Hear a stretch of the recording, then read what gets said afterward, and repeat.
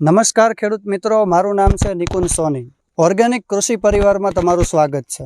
આજે આપણે એક એવા યુવાન અને પ્રગતિશીલ ખેડૂતને મળવા માટે આવી ગયા છીએ કે જેણે આ વર્ષથી જ આપણી ઓર્ગેનિક ખેતીના મિશનથી જોડાયેલા હતા અને એને એના પોતાના ખેતરની અંદર મરચીનો પાક, ભીંડો, અલગ અલગ શાકભાજીના પાક એને વાવેલા છે. હવે એને આપણે પહેલેથીને જે માર્ગદર્શન આપ્યું એના થકી અત્યારે 2 થી 3 મહિના જેવું થવા આવ્યું છે, 2.5 મહિના જેવું થઈ ગયું. તો આપણે એને મળવા આવ્યા છે સ્પેશિયલી કે એને આ 2 મહિનાની અંદર શું અનુભવ થયો છે ઓર્ગેનિકનો, કેટલા ટકા ફાયદો છે અને શું એનો અનુભવ રહ્યો છે. કેમ છો ભાઈ? મજામાં? મજામાં. શું નામ તમારું? દિનેશ ગોવાણી. દિનેશભાઈ ગોવાણી. આપણું ગામ કયું? મેવાસા. જિલ્લો કયો લાગુ પડે? જિલ્લો સુરેન્દ્રનગર લાગે, પણ રાજકોટથી નજીક થાય. બરાબર. કુવાડવાથી આગળ? કુવાડવાથી આગળ આપણે મેવાસા ગામ. હવે દિનેશભાઈ, આપણા ખેડૂત મિત્રોને જણાવો કે આપણે આ મરચીનું વાવેતર કેટલા દિવસ પહેલાં કરેલું? 60 થી 70 દિવસ જેવું થયું. બરાબર છે. હવે આપણે આમાં જે સૌથી પહેલાં જ્યારે વાવેતર કર્યું ત્યારે સૌથી પહેલાં ખાતર તરીકે કઈ વસ્તુ આને જમીનમાં આપેલી છે? ખાતર તરીકે આપણે આ ટીમેક્સનું ધરતી વીટા આપ્યું છે. બરાબર. અને છંટકાવમાં વૃદ્ધિ વીટા અને ધરતી વીટા બંને સાથે આપેલું છે. બરાબર. એટલે જમીનમાં ખાતર તરીકે આપણે ધરતી વીટા પાણી સાથે પાયેલું છે. બરાબર. અને એ જ ખાતરનો ઉપયોગ આપણે વૃદ્ધિ વીટા સાથે પંપના છંટકાવ કરવામાં વાપરેલો છે. રેડી. હવે એ થઈ ગયા પછી જ્યારે છોડવો મોટો થઈ ગયો, બરાબર, અને ફ્લાવરિંગનો સમય હતો, એ સમય દરમિયાન આપણે શેનો રાઉન્ડ આમાં માર્યો હતો? એ દરમિયાન આપણે ઉપજ પ્લસ અને તેની સાથે વૃદ્ધિ વીટા, ઉપજ અને વૃદ્ધિ વીટાનો રાઉન્ડ મારેલો છે. બરાબર.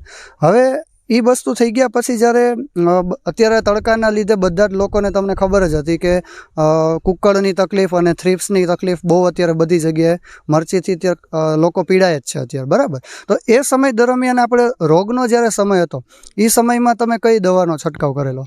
એ સમયમાં આમાં થીપ્સ આવેલી હતી, એટલે થીપ્સમાં આપણે બાયોરક્ષક 20, નીમ ઓઇલ અને સ્ટીકન પેડ આપ્યું હતું. બરાબર. બાયોરક્ષક 20 નંબર આવે છે, એક નીમ ઓઇલ આવે છે અને સ્ટીકર. હવે આ જે દવા જે છે, બરાબર, એ ટોટલ 10 દિવસ જેવું એનું અસર રહે છે. એટલે 10 દિવસ પછી પણ તમે કુકળ હજી આવતી જ હોય, જેના લીધે તમે એનો બીજો ત્રીજો રાઉન્ડ મારી શકો. બરાબર. તો ગણતરી કરવા જઈએ તો આપણે આ ટોટલ જે મરચી છે એ કેટલા વીઘામાં અત્યારે તમે વાવેલી? અડધા વીઘામાં છે. તો અંદાજિત આપણે ધરતી વીટા છે, વૃદ્ધિ વીટા છે, ઉપજ છે અને રોગ દરમિયાન આપણે બાયોરક્ષક 20 અને નીમ ઓઇલ અને સ્ટીકર, આ વસ્તુની તમે ટોટલ ગણતરી કરો તો તમે કેટલાનો ખર્ચ કરેલો? 3,500 થી 4,000 જેવો ખર્ચો થયો છે. બરાબર. 3,000 થી 4,000 જેવો. અને એ સામે તમે ગણતરી કરો દિનેશભાઈ, તો આપણે કેટલીક વખત મરચા ઉતાર્યા અત્યાર લગીમાં? 7 થી 8 વખત ઉતાર્યા.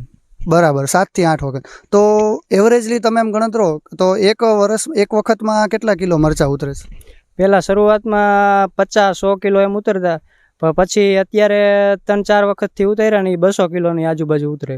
એટલે 3 થી 4 વખત 200 લેખે ગણતરી કરીએ તો 800 કિલો જેવું, અને 50-100ની પહેલાં શરૂઆતની ગણતરી કરીએ એટલે 200 એવરેજલી ગણો એટલે ટોટલ 1000 કિલો જેવા મરચાં ઉતારી લીધા છે. ને હજી તો આપણે અડધી સિઝન ગઈ છે, સમજીએ ને, હજી આવનારી સિઝનમાં પણ આપણે કરતા રહીશું. બરાબર. તો ખેડૂત મિત્રો, આપણે ગણતરી કરીએ કે ટોટલ 3,500-3,000નો ખર્ચ કરેલો છે. કોઈ જાતનું રાસાયણિક ખાતર કે કોઈ જાતની રાસાયણિક દવા આને અડાડવામાં નથી આવી. અને તમે વાડીમાં નવે નજર, વિશાલભાઈ, તમે એંગલ ફેરવીને જોઈ શકો છો, બરાબર, કે આપણી જે ટોટલી મરચી છે એમાં કેટલું ફ્લાવરિંગ બેઠું છે, સામે મરચાનો પાક કેટલો સરસ છે. તમે જો, એક પણ મરચું અત્યારે ખરાબવાળું નથી. બરાબર. અને ઉતારો પણ બહુ જોરદાર આવે છે. અને અત્યારે જોવા જઈએ, બરાબર, તો ઓછા ખર્ચમાં જે આપણું સારું ઉત્પાદન લઈ શકીએ એ આપણું જે સૂત્ર છે એ સાર્થક કરેલું છે. રાઈટ. અને હજી તો દિનેશભાઈ આપણું આ પહેલું વર્ષ છે. જેમ જેમ આપણું બીજું ત્રીજું વર્ષ પૂરું થશે એમ આપણી જમીન છે સંપૂર્ણ ઓર્ગેનિક થવા માંડી હશે. તો આજે તમને શું લાગે, ઘણા બધા ખેડૂતોનું એવું માનસિકતા હોય કે ભાઈ ઓર્ગેનિક ખેતીમાં ઉત્પાદન ઘટી જાય ને ખર્ચ બહુ વધારે, શું એવું લાગે છે તમને? ઘણા બધા ખેડૂતો કહેતા હોય છે કે આ બધું ઓર્ગેનિકમાં રિઝલ્ટ નથી મળતા ને આવું બધું હોય છે, પણ અમે અમારા ખેતીમાં ઉપયોગ કર્યો છે ઓર્ગેનિકનો અને અમને સારું એવું રિઝલ્ટ મળ્યું છે. એટલે 3 વર્ષમાં આનાથી પણ સારું રિઝલ્ટ મળે એવું અમને આ ઓર્ગેનિક દવાથી એવું લાગે છે કે બહુ જોરદાર રિઝલ્ટ આનાથી પણ સારું મળશે એમ. તમે અત્યારે આપણે મરચા તો બતાવ્યા જ કે જોજો ઓર્ગેનિકમાં કેવું રિઝલ્ટ છે એમ.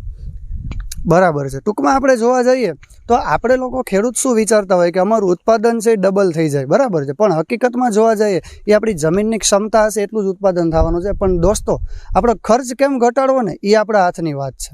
બરાબર. એટલે એનો મતલબ શું છે કે જો તમારો ખર્ચ તમે ઘટાડશો ઉત્પાદનની સામે તો તમારી જે આવક વધતી હશે ને એમાંથી ખર્ચના રૂપિયા ઓછા વપરાશે, બરાબર. તો તમારી પાસે એની બચત થશે. એનો મતલબ છે કે આપણું જે સૂત્ર છે ઝેરમુક્ત ખેતી અને રોગમુક્ત જીવન, તો આ સૂત્રને સાર્થક કરવા માટે અમારે પણ બીજા ઘણા બધા ખેડૂતો સુધી પહોંચવું છે. તો તમારા જે સગાવાલા બીજા ખેડૂતો હોય તો એ લોકો સુધી આપણી આ જે ઓર્ગેનિક મિશનને પહોંચાડવા માટે મદદ કરશો ને? જરૂર મદદ કરશું.